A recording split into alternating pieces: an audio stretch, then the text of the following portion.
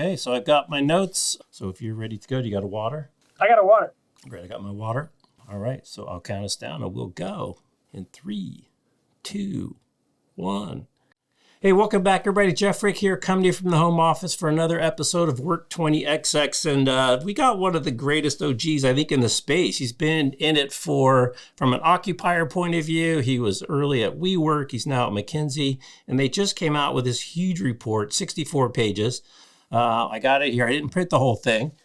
Full disclosure, but we're going to dig into the details, and it's really looking forward and some scenario planning about what might be happening as we get more towards 2030. So welcoming in from New York City, I believe, he's Phil Kirschner, the senior expert and associate partner, real estate and people and organizational performance. Phil, great to see you. Good to see you, Jeff. Thank you for having me and for the kind words about my jungle gym of a career at this point.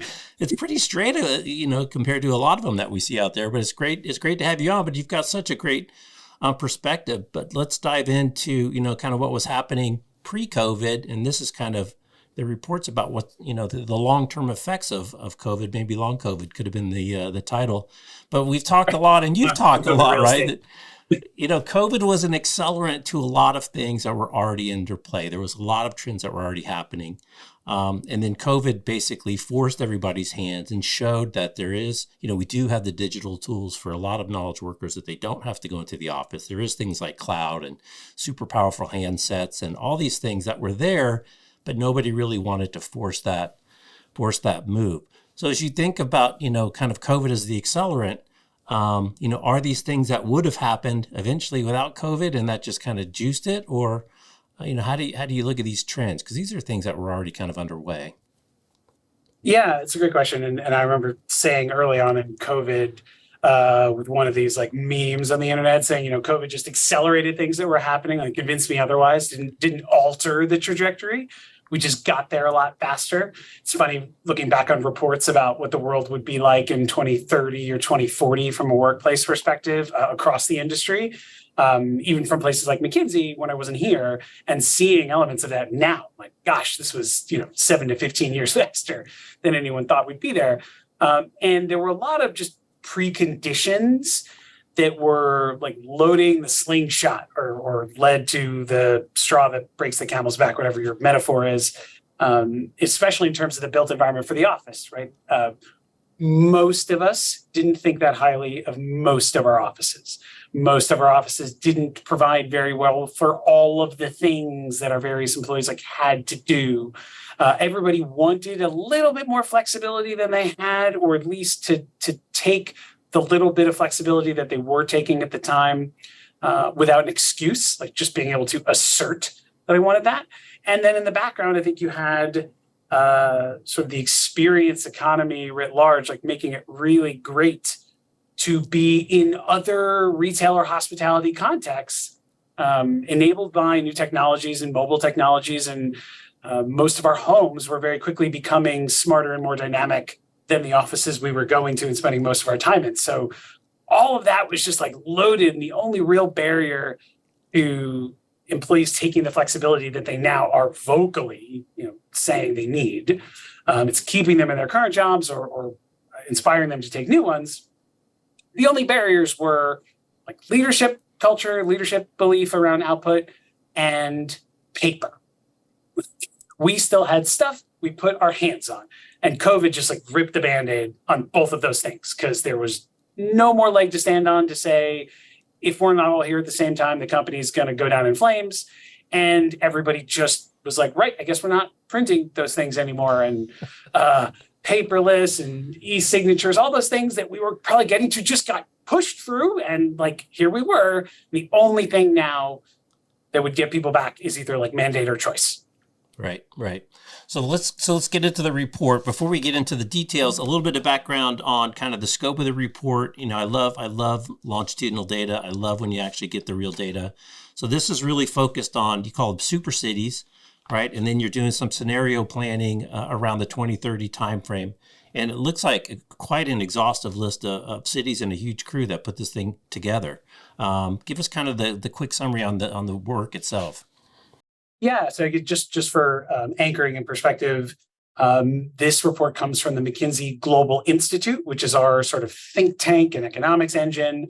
What is interesting for MGI, anyone who's not as familiar relative to like normal McKinsey, is that while we can showcase and do and like bring MGI experts into client conversations, like they don't look at client data, right? There's like a very hard line there. So this is longitudinal, external oriented, like proprietary research that combined like new surveys that were run around appetite for sort of places where we work and shop and live in the megacities, as you highlighted, but stands on a basis of a group that is regularly kind of putting out predictions about like macroeconomic, conditions. We have been for a long time looking at, inflation impact on real estate or sort of real estate's impact on global wealth and balance sheets. Those are some of the other hallmark MGI reports that this kind of like sits on top of. And the other largest one that probably predates this, most relevant for this conversation, is called the American Opportunity Survey. Cited in the report and was run just a year ago with 25,000 working Americans on their sort of not only perception of the economic environment around them, but desire for remote work. It's what we usually lead with and how we know across ages and education bands and race and industry and suburban or urban location, like a real pent up demand for flexibility where people were asking for it, taking it when it was available, and how remote and part-time working conditions were like affecting their economic outlook. So this is really great to layer on top of that with primary research, again, on like specific demand for space at the city level across assets. Right. And you start out in the summary is that, it's not going to go back. Demand is not going to return to what it was. Especially in these kind of super-centered, kind of concentrated use, I would say, like over-concentration of knowledge workers and over-concentration of kind of office only versus more mixed use or even, kind of mixed economy areas that are the ones that are not going to suffer as much or haven't suffered as much, but the ones that are kind of single use, central business district, a whole lot of downtown office and not a lot of retail, entertainment, or other things. Those are the ones that are really suffering the brunt and will continue to suffer the brunt, as you say, even through 2030. Yeah, and you hit sort of 2 points. So top of the house, like, hybrid and flexible work is here to stay. The daily utilization patterns that we're seeing across cities may continue to go up a little bit, but they will remain far below pre-pandemic levels, which sort of, I think, especially from your guests, were never 100%. Right. And that has come as a surprise to some leaders, but like they were never even close. So we're off of a base of something that was maybe 80% on a good day, but like the levels aren't changing. But what I really like were the two additional kind of layered perspectives in the report. One, that are like human behaviors and expectations have changed, by which I mean just like me as a person walking around in the world, I shop differently, I eat differently, I may live differently. COVID created a lot of change, just like who we are as individuals and families. And we do not expect there to be like a reversion in those behaviors. If someone used to go to the bank branch to do their banking, and like COVID kind of forced them to either force their bank to become more digital friendly or force them to adopt more like digital banking practices because they didn't want to or weren't allowed to go to a bank. Like that person's not gonna go back. We like to buy online and return in store. That's not going to change. We want those like multimodalities. And then in terms of individual cities, you're right. Like there is a makeup difference of both the kinds of workers and the companies in a certain metropolitan area, and then just the physical, like urban planning profile of those places. So the ones that are kind of more homogeneous from an asset class perspective, like this is downtown, nobody otherwise lives here or plays here. This is downtown. And cities with higher percentages, as you said, of like knowledge workers, those two things are the 1-2 punch where you will get, London and San Francisco that have these kinds of elements and will probably struggle more than even, New York is a major city, but is more dense. And even with our like multiple quote unquote downtown cores, Midtown and like World Trade Area and now Hudson Yards, there are still people who live there. Right. And we expect that to increase over time. We expect the percentage of sort of office or workplace to exhale a little bit into the suburbs, but it quantifies the sort of structural difference for New York, which has the same knowledge worker population than like a San Francisco or London, versus other cities called out in the report, like a Paris or Munich or Tokyo, that have like, smaller, may have more density of office, but it's not as big. And there's a lower percentage of traditional knowledge working industries there. It's like more mix of smaller companies. Right. So that just creates a different hypothetical future for these different typologies of cities. Yeah, and it's and even within like the maps that you had in the report of Manhattan and San Francisco specifically, even the kind of the micro segmentation within the city was very, very different. If you were in that super dense, kind of downtown office area, had a very different profile than even just a little bit outside of those neighborhoods or, even further out. And I think, the other interesting fact that came up in the report is, when you've got a forced kind of reset, which Lower Manhattan saw, after 9/11 for a horrible, horrible reason.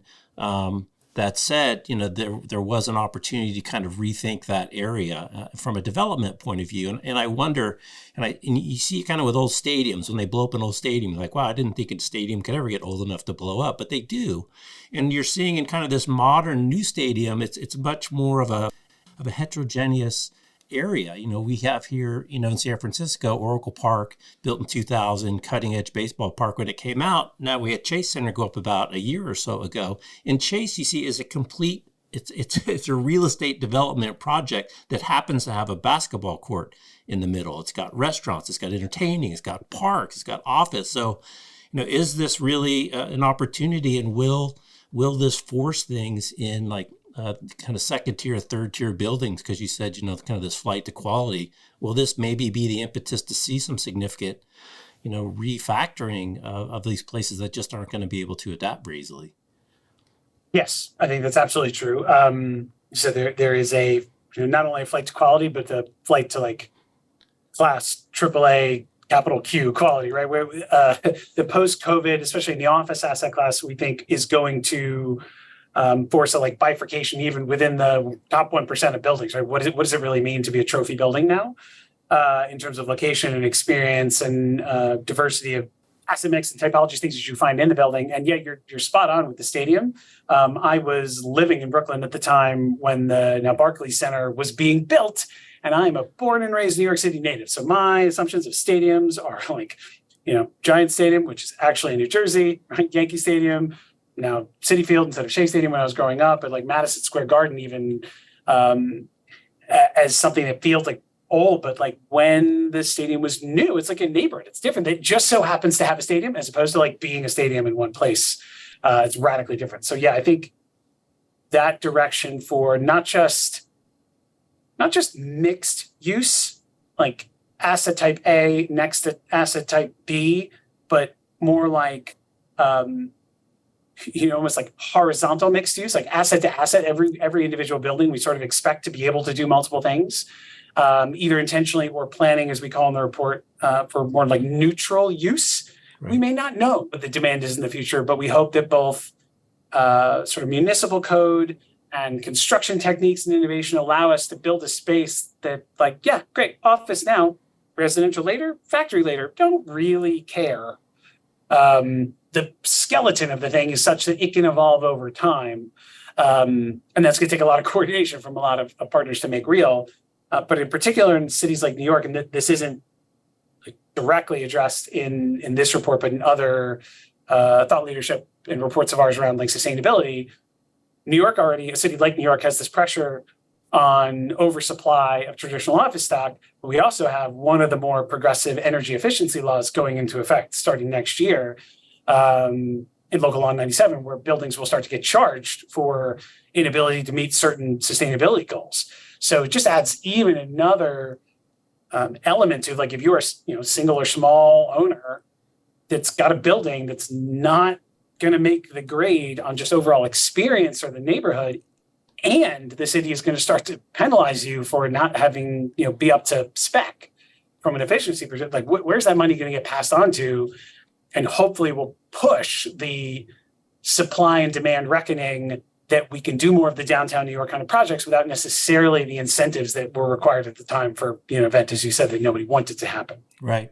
It's interesting what the final incentives are that get the needle to move. But, I want to kind of stay on the experience piece and talk about changes within the real estate world and the facilities world. I had Tracy Hawkins on, and she was talking about when she was on at Twitter, and they got moved from, kind of working for the CFO to working for the HR. And, you mentioned Kate Lister. She talks often of kind of this holy triangle of HR and facilities and IT, right? Because then IT is the one that has to put all this stuff in, and really thinking much more about the employee experience and what role does facilities and real estate play in that versus it's just a cost center and we're working on simple things like efficiency.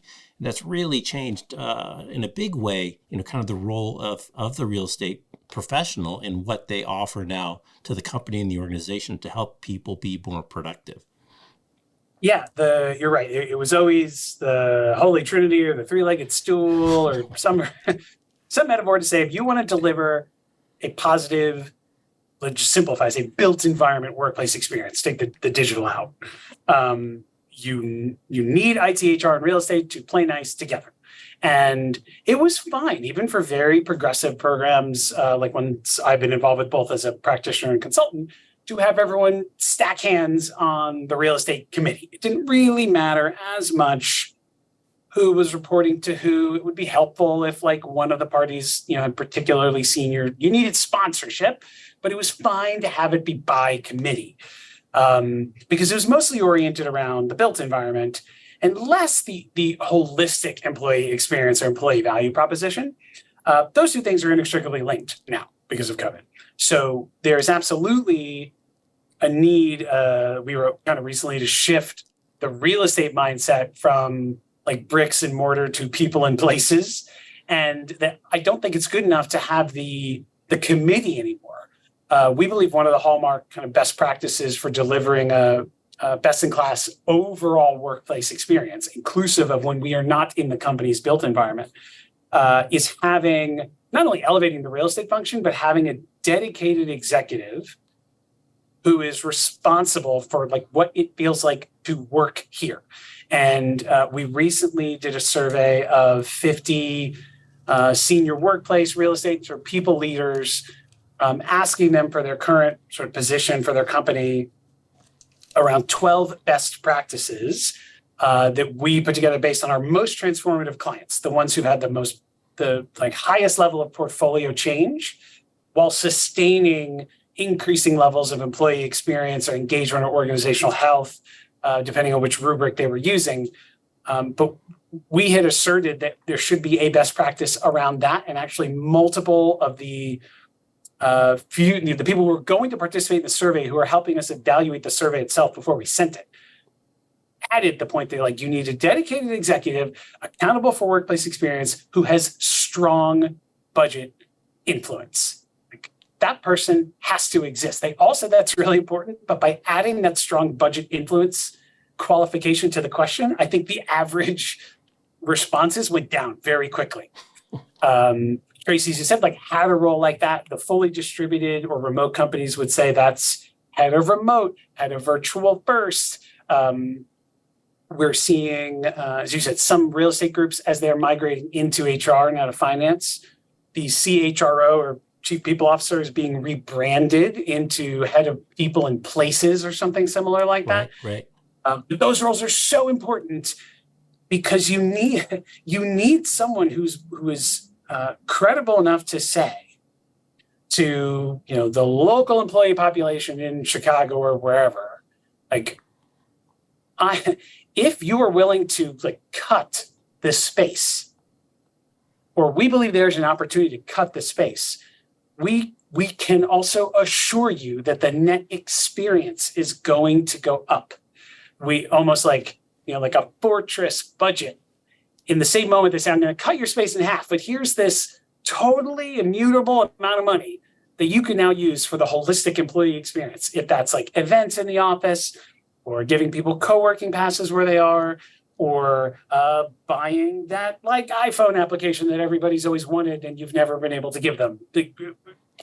We don't know what that thing is, but the direction of like less space but higher experience is where we're going. And real estate groups and the employees subject to their policies have just been conditioned forever that this is always a take, always less. It's always more efficient. It's always smaller. And we need an upswing now with some assurance that we will deliver you a better holistic experience, us in real estate and IT and HR, like working together better than ever, even as we possibly like rationalize the portfolio. Right. I love that. So let's talk about data then, because, there's the data, the obvious follow-up is, how do you measure improvement on employee experience? But even just more generally in the industry, I was talking to Julie Whalen and she says, still it's all the Castle Systems badging data. That's still like the biggest data set that everybody's using. And you talk to Ryan at Miller Knoll, he's like, there's all kinds of sensors that we can use to tell if people are activating spaces and using spaces. And now that there's not this kind of one-to-one mapping of a person to a chair, and to know whether people are effectively using spaces and efficiently using spaces, and are they creating great output from those spaces? I mean, the data challenge is very, very different. And it sounds like the data kind of respect for data, tracking data, I don't know what the right adjective is, has kind of been lagging. So what's kind of your take on how to use data better to accomplish some of these objectives? Yeah, so the best practice, again, this goes a little bit back to the workplace experience survey that I mentioned in addition to the report. There isn't going to be a fixed answer to what is now a very flexible, retail-oriented problem about how we work. Even if I have the same job for the next 10 years, my mood may change, my project may change, my coworkers may change, my family needs may change. Like my patterns or preferences are going to change. Therefore, we believe you need to have a workplace program and a physical real estate portfolio that is responsive to change. That you could be there with the business and with the employees, say, I can move about as fast as you can. So like, come at me with your newest and greatest problems and let's do that, as opposed to the once a decade hard decisions we have to make for what seem like very static answers. So one of the best practices back in that survey was like, does our workplace experience, is it informed by a wide range of data sets? And that was one of those questions where we started to see cracks in the certainty, even from an occupier set that was pretty progressive. Like we went to people who were known to us, which means this is not their first rodeo for real estate. These are people with real strategies and programs. And even they said, we can connect our badge data to like our head count data, but it's not so real time. And to successfully manage this like future workplace operating system, it needs to have a couple different things in it. So, and nobody has this. If anyone says they do, they're lying. You need to know kind of like who the employees' traits, who they are, and where they work, something about like their work environment, who they work for, their perceptions, something about how they feel about things getting done or things that are broken, their output.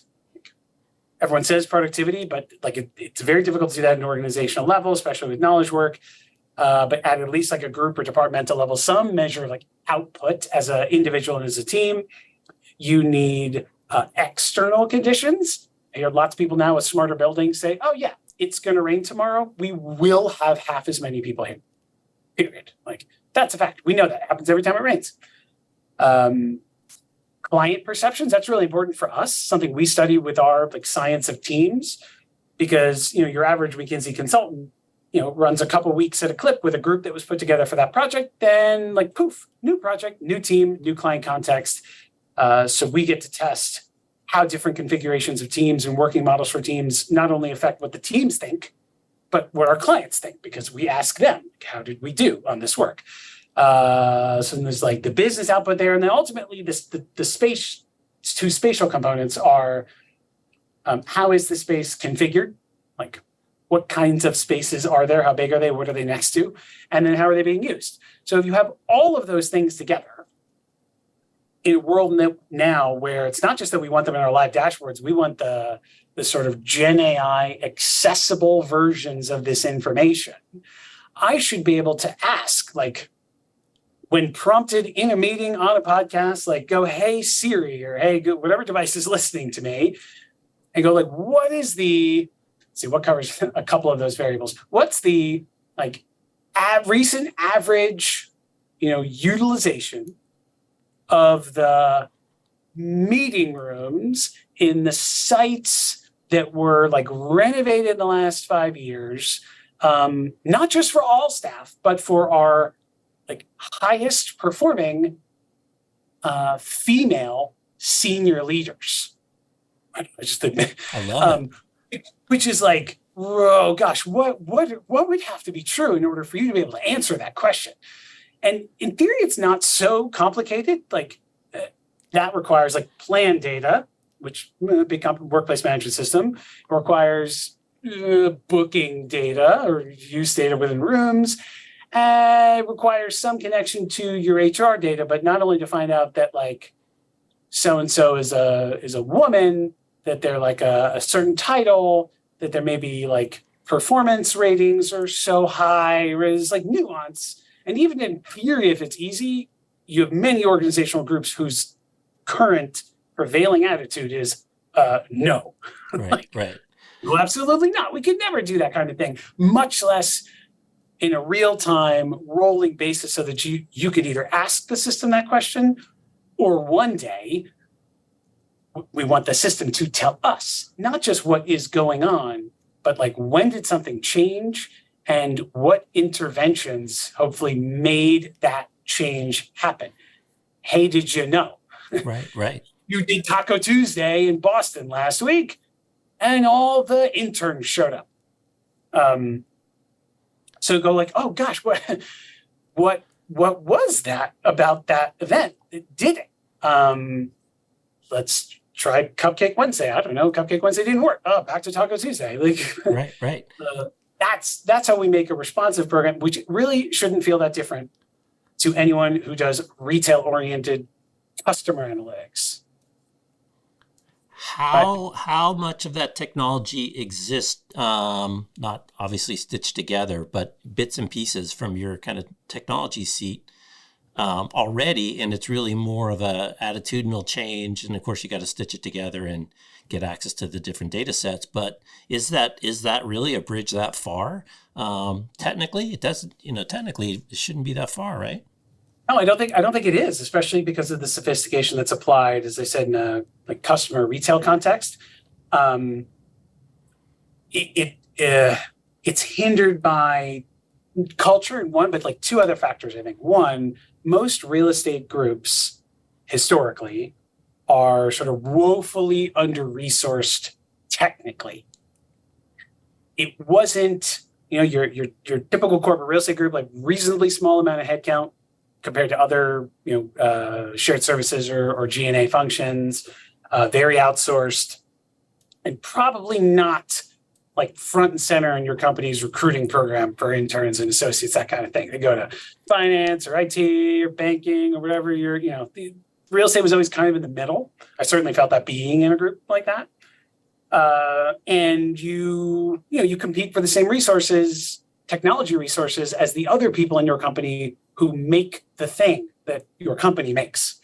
Right. I used to work at a bank. You would compete with the people, like, who do banking systems to get something new put in. And then two, forever, and even still now, it's gotten better in the last maybe 5 years, sort of a broader prop tech movement. But systems were all closed. Everything that could be conceived as a real estate or construction or workplace system was built from the beginning in, like, smoke and mirrors or closed architecture. Either, like, they had no reason to be open, or in the case of, like, location and brokerage sort of systems, like, deliberately were closed. So even if you had the technical wherewithal to smash it all together, was really complicated because the systems weren't designed to talk to each other. Right. But Yeah, the whole like smarter or more intelligent building movement, even in just the name of energy efficiency or sustainability, really started to expose that issue where like, if you want the lights to go off when the people aren't here or the building to shut down like you have to have all these systems talking to each other. Period. Like, is no other option. All of you have to shape up, and the ones that will like started to win. Like, we can be the best system this because we're open and secure and like integratable with all of your other things. Interesting. So, what are if the sustainability pushes the catalyst that finally tips that thing as well? I think it was the catalyst that started to like normalize the conversation of open systems in sort of the built environment, and then for the more like earlier steps in the value chain for real estate, location analytics, like more and more people were figuring out like a lot of this is intuitable from global data, and like new entrants came in, which maybe caught brokers or other similar players like off guard. They're like, oh wow, you have shockingly good information about this.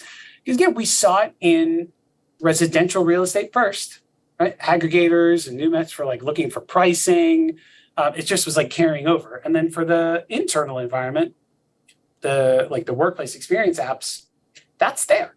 Like API accessible floor plans or like algorithmic space planning. Like you don't need a planner to say like you should reorient the groups like this. That's better. It's here today. It's just difficult to make a case to invest in those new tools for some real estate groups, and they don't have the people who can like roll up their sleeves and say, yeah, I will do that. Yeah, interesting.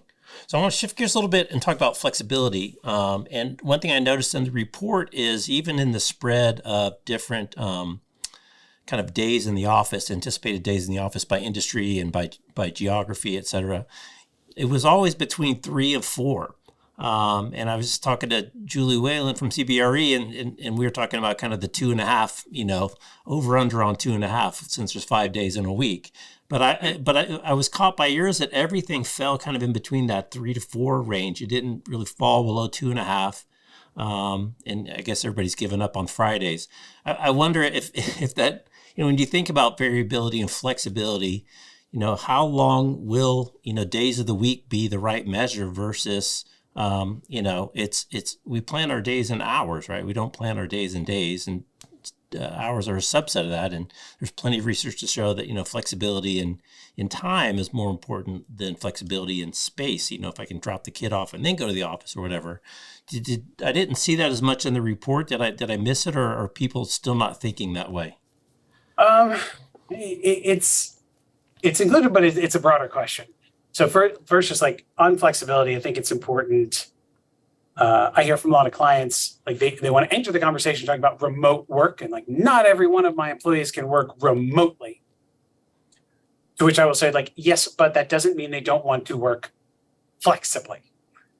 That is the primary finding in the research that sort of predates this one. For us, it's that American Opportunity Survey, or what was originally called the Great Attrition, Great Attraction research, has become our talent trends research. Anything you see from McKinsey around sort of why people quit or what it's going to take to get them back. Not focused on the built environment at all. Any of that stuff, which has been updated like every couple of months for the last 3 years. Like flexibility is number one, doesn't matter who you are. And especially for companies struggling to find talent, like next to compensation is the very next thing that people are looking for. Even for very industrial clients, I've heard teams tell me, someone who's struggling to get workers into a factory, because forever it's always been like you come and you work an 8 or 10 hour shift. As soon as they start to say, well, we have a model that allows for like slightly more configurable 4 or 6 or 8 hour shifts, people were like, they get hundreds of applicants. It's not always like I have to work from home. It's just like, as you said, I want to configure my day and my week a little bit differently because I see that is possible now in lots of different arenas. And if one company can do it or one like retail component can do it, then like I expect you can also do that. Right. So first is like demand for flexibility. Then when it comes to sort of the remote work, as you said, yes, we are hovering in a sort of 3 and change days worked in the office at the global level. So like it goes down close to 3 and more like knowledge worker centric cities and cities with longer commutes. Right? The commute is the number one reason, like the number one hurdle you've got to cross. And in broadly speaking, Asia and more like group-oriented cultures are places where it is harder to productively work in the home because like either they are smaller or there are more people in them due to generational like traditions. It's like, a half a day to a day click higher on average, but like nowhere near where we were before. And I think what that I really translate to, pre-COVID, we were never all in the office 5 days a week. And I'm generalizing now for the sort of knowledge worker set. It wasn't 5, it was 4, like top of the house. And if you asked most people, how much flexibility do you want? Anyone who ever told me was like, yeah, a day-ish, maybe 2, sometimes. And all that COVID has really done is taken that answer to be like, oh no, 2, maybe 3. So the battleground is that 1 extra day. Like, I have no problem commuting or going in twice a week. The 3rd day, I have to think it's meaningful. The 4th day, I have to want it. Right. Like there's a level of magnetism. And, while there are differences sort of between industries and company sizes, as you see in the report, the differences are moderate. Like they're in quarter day or half day increments. Right. We're not talking about 1 wants 2 and 1 wants 5. Right. Yeah, they're all compressed right in that band. That's what really kind of caught my attention. Yeah, very small differences. And it is interesting, you go through in the executive summary all these different factors, but the number one factor, right, is long-term population trends, which trump everything. And, especially in Western countries where the birth rate's going down and, people are waiting longer to have kids, the war for talent is not going to get easier, even with, kind of the current round of layoffs and hiccups that we're seeing. But let's go kind of back to the experience to make it, I want to go in. And to your point, there's some stuff I just can't do at home. I can do email at home. I can do Zoom calls at home. But Herman Miller's got a great report about the big 3 things they like to talk about that you can't do at home. It's collaboration with your team. It's heavy-duty socialization. And then it's heads down work for a lot of people, right? They need like a library space. And we know in offices, there's never been enough conference rooms, ever, in the history of offices. There's never enough conference rooms, but there's lots of empty desks. I mean, are you seeing a pretty active reconfiguration, around some of these activity-based working places, and to really start thinking about how do I make it a draw? How do I make it things I can't do at home? How do I think about, it's a want. I want to go to the office versus I have to go to the office. And the other term I really like is, on-site's the new off-site because it's intentional. You have an agenda. You have planned outcomes. You have different types of time planned together. And it's just this whole idea of being intentional about the time that people are together versus just sticking them in a row in an open floor plan, put your headphones on and glad you're here. Yes. So, right, get back to like pre-COVID, one of the big problems was, as I said at the beginning, most offices weren't that great for most things. And unfortunately, that condition was exacerbated by the fact that most offices were trying to solve for all things at once. And that's just impossible. Right. Like you can't have a place that is amazing for experience and collaboration and connection, but like also lets people do heads down work. Distraction, is the number one problem forever, even for people in private offices, right? Because you're not immune to having somebody knock on the door. Like that condition existed before. So COVID came along and companies like Miller Knoll or the Leesman Index would say like almost overnight, your average satisfaction for general support for general work went from like a 50 to 60% number to like a 70 or 80% number for people being at home, just because of most of the work that most people do for most of the day is better in an environment that you control without other people tapping you on the shoulder. So you get this like disparity of certain functions, individual phone conversations and like reading and focused work, which are like unequivocally better in a home environment or somewhere like away from coworkers. And the gap is so wide, like the office will never catch up, period. Then the opposite is true, right? You've got for like hosting and informal interactions and learning. Like the office is so, and by the office, I mean like deliberate workplaces are so much better than the home environment. The home will never catch up. The battleground is in the middle for a lot of that like loose stuff, the more like planned meetings and like individual structured work. But the problem, the way to get away from this solving for everything is the fact that almost none of our offices today, or certainly before COVID, have a clearly defined and authentic purpose. If too many clients say like, why do you have an office in New York? And they're like, well, we have 500 employees in New York. Of course we need an office in New York. But like, we're all really sensitive now. Someone saying, I want you to come in, and the employees go, to do what? And unfortunately, the word that gets called out more than any other is to collaborate. And I have a slide somewhere comparing recent headquarters announcements from a major global private equity firm, one of the major tech firms, and a fast food chain that are like nearly identical. It's scary how close they are. And like, this isn't good enough. And when you think in one respect to the like functional balance of the office is good for some things and not for others, companies that want to inspire presence need to, it's like the scales of justice. Like you have to keep adding things to the side that's the office. And it can't just be words like collaborate. The best example we've seen from some of our client work, and we wrote about this in an article about making real estate a competitive advantage, a year and a bit ago. It's a life sciences firm that like has a renovated headquarters during COVID, and their kind of head of corporate services like defines one of the major reasons for the headquarters existing is to either like follow the molecule or to accelerate clinical speed. And in my big list of, I do focused work and I collaborate and I learn and I host visitors, all the normal stuff.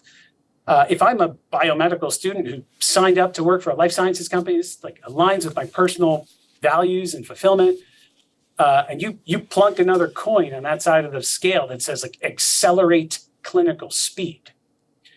There's no way in hell I could be sat in my home going, can I really accelerate clinical speed here like better than I can in the office? The answer is of course not.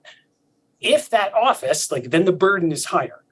The office is not only designed, but like curated and activated specifically for that purpose. Like if I go in, the gravity of the like innovation energy and the learning energy should be so strong. It's almost like pulling me away from my desk, like be like, oh gosh, there's a lunch and learn and this and that and scientists and magic is happening.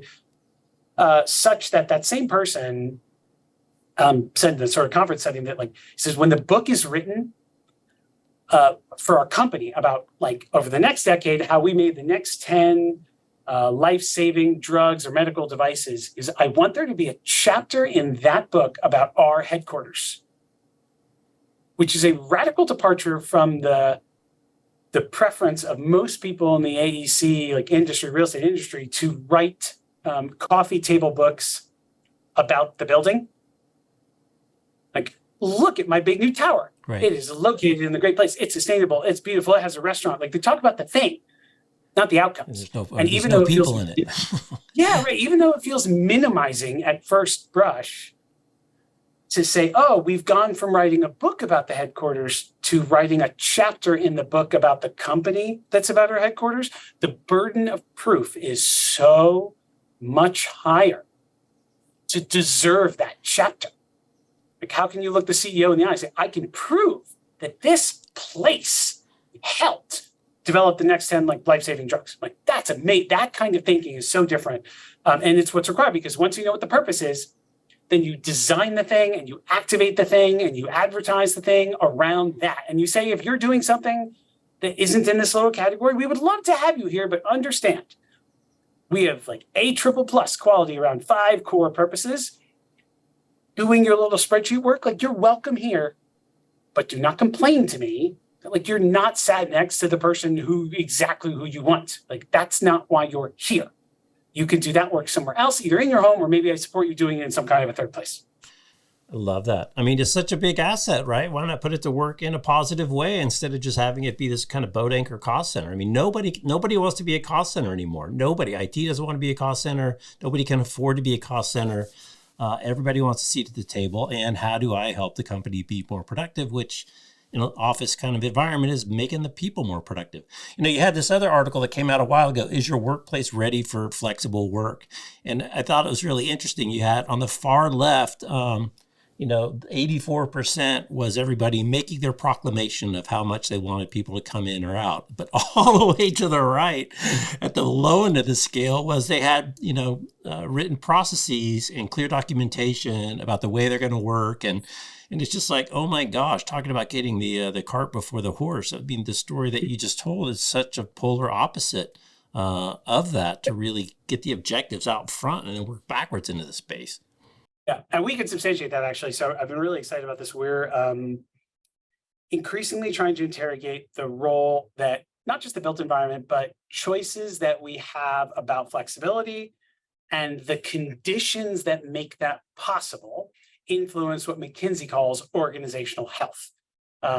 We have a big banner asset called the Organizational Health Index. It's a survey that's been running for over 20 years now. It was written by all the people years ago who wrote all the books on change management that I used to cite as an occupier and as a consultant in every job before this one. It is not a workplace survey, not in the Leesman sense of like, do you like the thing you work in? And it's also not an engagement survey in the sense of like, do you, like your manager? Do you trust leaders? Are you likely to stay? It's not at that sort of departmental group level. It is a measure of frequency of organizational practice. The work that you do, with the result is truly like how the company is wired. So I'm excited that we're starting to explore the role that the flexibility has on that, because higher organizational health, we can actually forward correlate with higher sort of business performance. Companies that score highest on the OHI have a 3 times higher likelihood of like positive return to shareholders.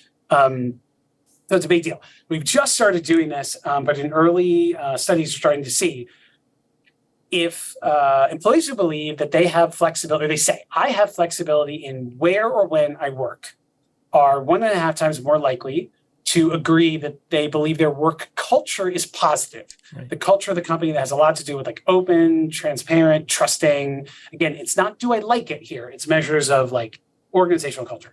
So 1.5 times more likely, which is great. People who agree that when they are asked to be on site, or when they have to be on site, that site, and I say site, not office, because we include people in like mining and industrial context. This is not a workplace sector, so work. If you agree with the reasons why you're asked to be on site, or you believe that site you're going to enables you to do your like work productively and well, it goes from like 1.5 times more likely to more like 2.25. 2.5, over 2 times more likely to agree that your work culture is positive. But the real icing on the cake is that employees who say that the teams that they work on have very clearly established sort of norms for not just where and when, but how the work is done. It gets exactly to that question from our workplace survey that you pointed out, kind of clearly documented ways of working. It's over 3. It's almost 3.5 times more likely to agree that your work culture is positive. So I say now, it's not that managers should be responsible for letting their employees work flexibly. It's that managers and the organization at large have to be responsible for creating the conditions, for doing the work about the work, for rewiring the organization so that you can work in a more remote, virtual, digital, distributed, and asynchronous fashion, even if you're sat right next to the person that you're doing work with. Because then that means the time you're together can be better and more meaningful and more authentic and more like connected, and not the day-to-day nonsense that we used to say you have to be in the office for. And COVID created 2 real problems for organizations that are trying to like modernize and digitize. And one is around talent. Like the best talent wants flexibility, period. If you take that away from them, they will fight you on it. So you don't want to be in that condition because you need better talent than ever. But 2, companies like McKinsey are telling you got to go fast, like even faster. Gen AI, like new tools are here. You have to move forward. And a barrier to speed is coordination problems. And hybrid, not knowing who is where and when, is inherently a coordination problem.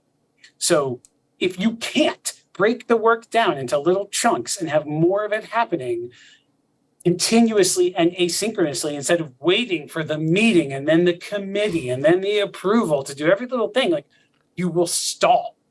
You have to do this. It is good, not only good for the company, allowing you to move at speed and be more agile, but it lets your employees feel more positively about your work culture and gives them the flexibility that lets you ultimately reduce your space consumption, save a whole bunch of money, and be like really good for the planet. Our friend Darren is smiling from wherever he might happen to be. Right? I know. We talked about that. One of my favorite lines, right, is asynchronous work and communication, right? Tap it on the shoulder is, all those things are good for all companies. All this, and I know your line, digital first. Those benefit everybody to get good at those types of behaviors, to free up the waiting and the tapping and as Kate Lister would say, 9 floors, 9 time zones, or 9 countries. Most people haven't worked even in close proximity to their immediate team for a long time anyway. We're a globally distributed world. And even if you're in the same building, you're often on different floors. It's so critical. The companies that have it right are the ones that I think are hit the virtual first, but not placeless model for real estate. The Atlassians, the Dropboxes, even Andreessen Horowitz, had come out early in COVID saying yeah, we're remote first, but we will have places so that we can quickly, rapidly, and with incredible experience, show up in the same place at the same time in places where we need. But no, we don't have to be there all the time. It's for a reason. So these are companies that give employees extreme choice, but do choose selectively to continue having not even offices. Almost none of those companies call them offices. They'll have some other brand. It's a thing with a purpose. Right. So we go there. And if you want to go there all the time because you live in New York and you got 6 roommates and 2 dogs, great. You are welcome to go there all the time. That's on you. And that's a real sign of trust and assurance. And those kinds of companies also tend to think about nuanced, but importantly different kinds of metrics than the normal real estate groups and cost per square foot, whatever. They're thinking more in terms of profiling people and cost per visit and something much more transactional and much more interesting in my opinion. Yeah, I can't help but think of Steve Todd. He had a great line when he talked about, if people, what he did, he was smart. When people wanted to go flex space, he said, I'll let you go, but you got to tell me where you went and why you went there. And, he figured out really quickly, if I just got to do heads down work, I want someplace very close that I can just go. If I want to do some teamwork, I want to be on a transportation hub so we can all get in together and do our thing and then go home. And if I want a big client or, a big showcase, that's when I want the beautiful downtown, high ceiling showcase space. So, to your point, average doesn't work. Average never's worked. And, kind of microsegmentation around activities is going to give a much higher, kind of return on that investment because people are going to be able to do what they want to do well in those spaces that are designed to support that activity. Yeah, I love those examples. You need a culture on top of that, encourages people to share because you want, the head of marketing to say, hey, we just did our, quarterly offsite brainstorming thing. In this place, maybe it's an office that we own, maybe it's a third place, but we did it there. And this is sort of how we sequenced it. We had breakfast, and then we did a great workshop that was maybe facilitated by a third party, neutral facilitator. Then we did a lunch, and then we all went to an escape room. I don't know. This was our little recipe of places and things that we did. And if they go, this is what we did, and my team came out of it wanting to just crush the next month, being yeah, we were charged. And they share that on the company's Slack or Teams that someone in some other group, accounting is can I have what she's having? And not to have that choice be hard. If they say, I want that, and then some combination of workplace experience, team, real estate, someone goes, oh, I can curate exactly what just happened for you. I'll put you in that place. I will order the same event. I'll get the same facilitator. We'll do the whole thing. You just show up easy breezy. They're yeah, a million times. And then you measure the output and that. It's hard, but that's how retail works. I went to this TripAdvisor. I went to this hotel. It was amazing. We go, great. I want that. Right. Like, right. We need the work version of that. Right. All right. So I'm excited. We're getting to the end of our time. Empty spaces and hybrid places. What's going to happen in 2013 is going to be less space, but 2030. Oh, gosh, what did I say? 2013. We're going backwards. It's like Back to the Future. But give you the final word. It's going to be less space than people have traditionally had by traditional measures, but there's a real opportunity, and I think you end on a positive note, to rethink it and use this as a catalyst to have better spaces for people to be more productive. What's kind of your final takeaway? Because if you're just looking at the vacancy rate, it's not so positive, but it is a real opportunity to rethink, and we've seen it before. Well, yes, this is about placemaking, and the airport we give advice at like a concentric circle of levels, right?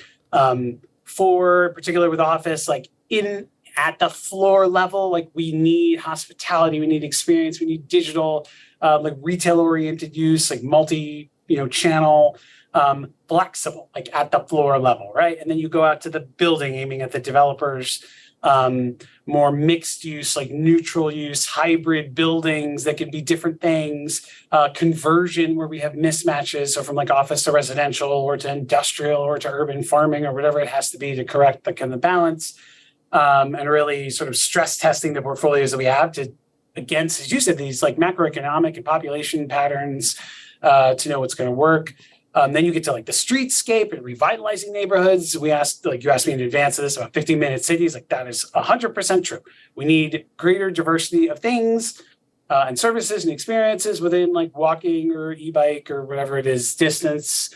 The planet needs us to do that. So more green space, thinking ahead to the impact of like autonomous vehicles and all of that. Then you go out to like the neighborhood level, mixed use neighborhoods, new zoning. Different ways of like financing, interacting with the city, truly sort of experiences. There are some examples of this around the world of people planning like whole kind of communities. And the last one is the sort of the public municipal aspect, like public service around accessibility, different like sources of funding because of like tax-based shifts, right? Cities like New York need people to want to live here and to be able to live here affordably, even if the person they're doing most of their work for isn't here. And the challenge is that all of that has to happen like together, which it's terribly complicated, but I try to be the optimist. I'm very excited about that future in a city like New York or otherwise. Yeah, well, I love it. Well, Jeanette City-Connor, we talked about briefly, who worked for Bloomberg and helped convert New York into a bicycle city, and she converted all those kind of random spots in the middle of intersections into parklets. We know in Holland, there wasn't always a bike city. So change can happen. It can happen. It takes a little effort, but it's not impossible. It is not impossible. Yes, and now I see like every time I cross a streetscape in New York that has like become car free, my brain immediately is just like, oh, but what if it was just like one block more that way, or one block? Like we could do it. It's so close, and like fingers crossed. So I said the optimist, but we'll continue to study as much as we can, and hopefully, our perspective again from the institute side, which is not like informed by our client work, and also we are not a real estate services provider. We don't do brokerage or architecture or facilities management, any of those things. We serve companies in the business of developing and investing and operating, and like even disrupting real estate, but like we don't do core real estate services. So hopefully this report, while some of the core messages you said is similar, like is accretive to the industry at large because we're independent from some elements of this, where there's always like, of course the designer wants it to be bigger, of course the broker, So I hope this helps, like for everybody in their own agendas inside the real estate company, inside an occupier. That's what we want to be like moving towards this positive direction. Yeah. Well, it's good when a lot of the original research kind of lines up, So Brian Elliott in Future Forum, he's got his research, Ryan and the work they do at Miller Knoll, they've got their research with Julie's research. So it's good. I mean, there's a lot of very easy to identify patterns that people can embrace to try to get ahead of this a little bit. Yeah, we got to like box in the executives a bit who go, oh, but this. You say, oh, well, McKinsey said that, or oh, CBRE said this. Like, force them to then have to look forward and be like, let's evolve and not try to go back. The pandemic's a bit of a portal. We got to go through it. And however many reports it takes from however many people to like get that momentum, we are just thrilled to be part of of the trajectory. All right. So Empty Spaces and Hybrid Places, check it out online. Phil, it was great to finally meet you in person, or virtual in person, I guess this counts. And next time in person. Really thanks for the time. I had two kids out in Brooklyn, so next time I'm out that direction, I'll give you a ring. Amazing. Thank you, Jeff. All right, thank you. He's Phil, I'm Jeff. You're watching Work 20XX. Thanks for watching. Thanks for listening on the podcast. We'll catch you next time. Take care.